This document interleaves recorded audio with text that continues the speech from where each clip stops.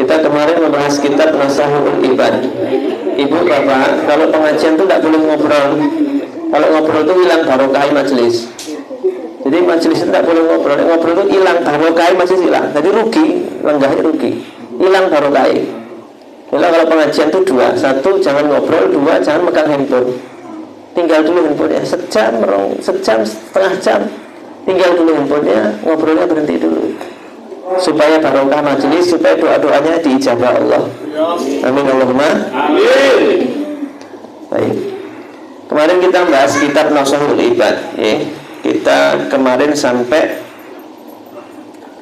tentang Rasulullah, ya. Kemarin sampai ini, sampai kalimat wa sallallahu ala sayyidina Muhammadin alladzi mala Allahu ta'ala qalbahu sallallahu alaihi wasallam min jalalihil a'la jalla wa ala.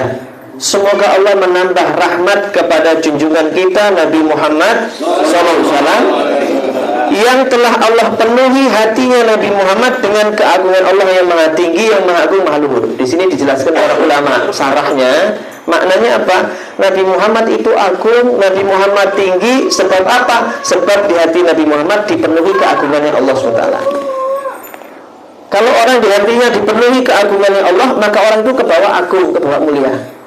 Karena di hatinya dipenuhi keagungannya Allah Subhanahu wa ta'ala.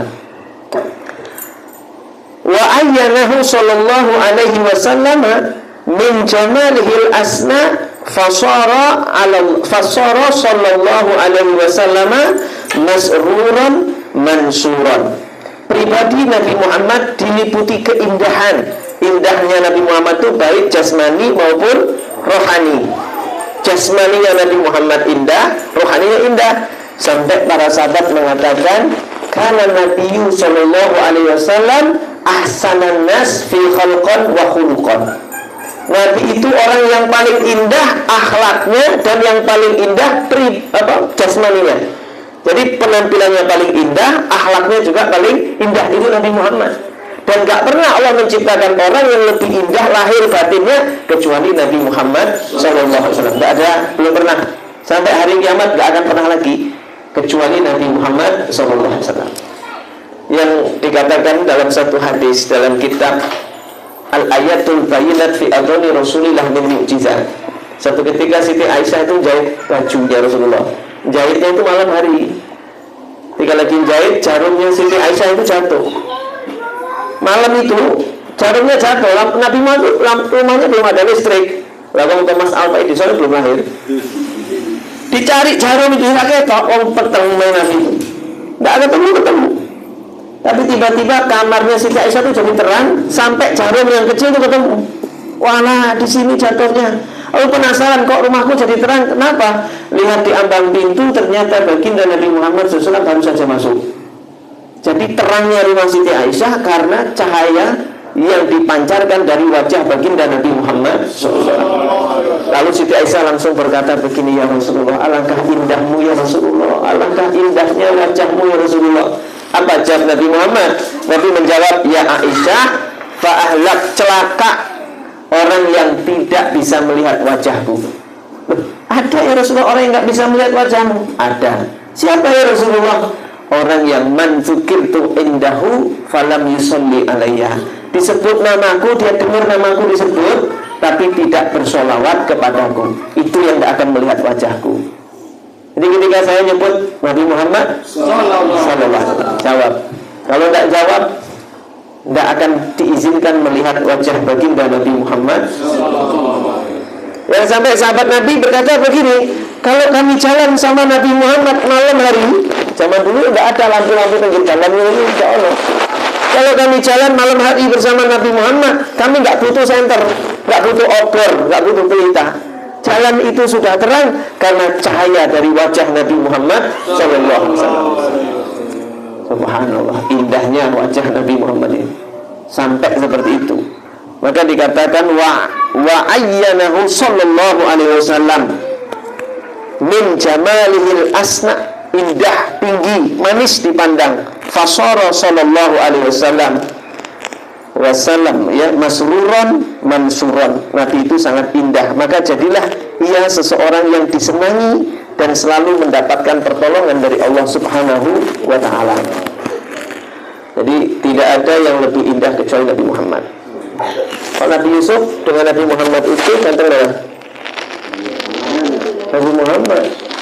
Kalau dengan baca dalam kitab Al-Ihsanul Kamil, kalau ketampanan itu benar, itu disigar jadi loro. Ketampanan itu oleh Allah dibagi dua. 50% ketampanan Allah berikan khusus Nabi Muhammad. Sisa separuh dibagi dua. 25%, 25%. Nah yang 25% itu Nabi Yusuf. Jadi Nabi Yusuf itu ketampanannya setengah dari ketampanan Nabi Muhammad. Sisanya berapa? 25%. Dibagi rata semua laki-laki gitu. Dari zaman Nabi Adam ila yaumil kiamah. Makanya itu aneh rumuan-rumuan ini. Entukan rumahan-rumahan. Sebab 25% bagi rata semua laki-laki di dunia. Itu. Lalu Nabi Yusuf saja, saking gantengnya Nabi Yusuf, ketika Mesir itu paceklik 4 tahun kekeringan, orang tidak bisa makan apa, tanaman tidak tumbuh, langit tidak turunkan hujan. Bingung, mereka lapar. Untuk bertahan hidupnya orang Mesir, mereka keluar rumah nyari Nabi Yusuf, mandang wajah Nabi Yusuf, gelegean.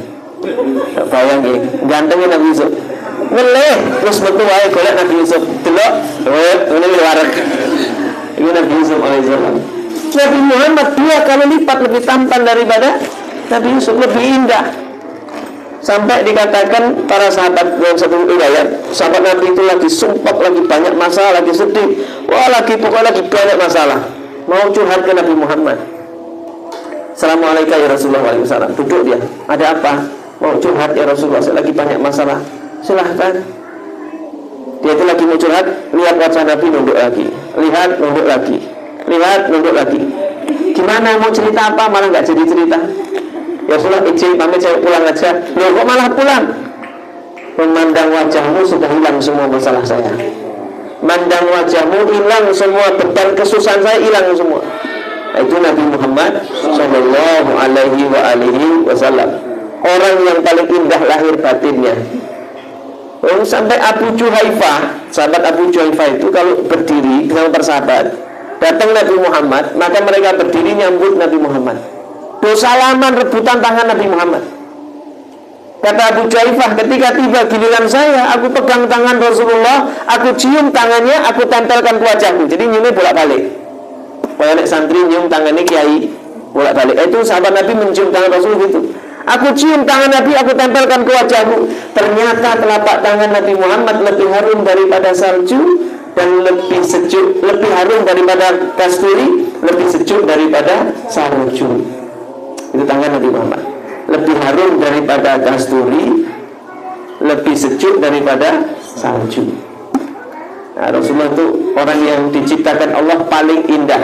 Wa ajmalu min kalam taraqattu aini wa ajmalu min kalam talidin nisa. Manusia yang paling indah. Wa ahsanu min kalam taraqattu aini, kata sahabat Nabi itu. Tidak pernah wajahku ini melihat, mataku ini pemandangan yang lebih indah kecuali memandang wajah Nabi Muhammad SAW.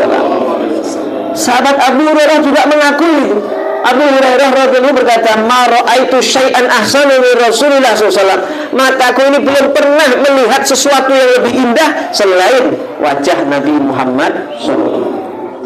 Nah, ini kan indah kan yang Parang Tritis, yang Depok, Samas, Bogor, Penakal, Baron, Indrayanti, Indrini, Sunda, atau Delok Munyuk, yang Gembira Loka, mungkin melihat saudaranya, itu indah. Ke mana itu? Kaliurang. Tapi kata para sahabat, tidak ada pemandangan yang lebih indah kecuali memandang Nabi Muhammad Sallallahu Alaihi Wasallam. Maka mudah-mudahan mata kita diizinkan Allah memandang Nabi Muhammad Sallallahu Alaihi Wasallam. Maka kalau kata para ulama, orang yang ingin ketemu mimpi aja ketemu Nabi Muhammad, 40 hari latihan nggak lihat aurat orang lain. 40 hari latihan matanya tidak melihat aurat orang lain, insya Allah dia akan mimpi ketemu Nabi Muhammad Sallallahu Alaihi Wasallam. Latihan. Tapi piye unjukane TikTok, tontonannya Instagram, ya lah, masih mungkin kita gagal. Kecuali 40 hari puasa, nggak buka TikTok, nggak buka Facebook, Instagram insyaallah isa kuwi. Tapi nek isih nyekeli kuwi rada angel, rada afwan. Agak berat ya. Kecuali orang-orang khusus yang dikehendaki oleh Allah Subhanahu wa taala. Baik, karena sudah azan, mungkin itu pembahasan kita tadi agak molor nih gara-gara mungkin ada teknis. Yang mudah-mudahan besok kita bisa lebih banyak lagi penyampaian materinya, gitu ya.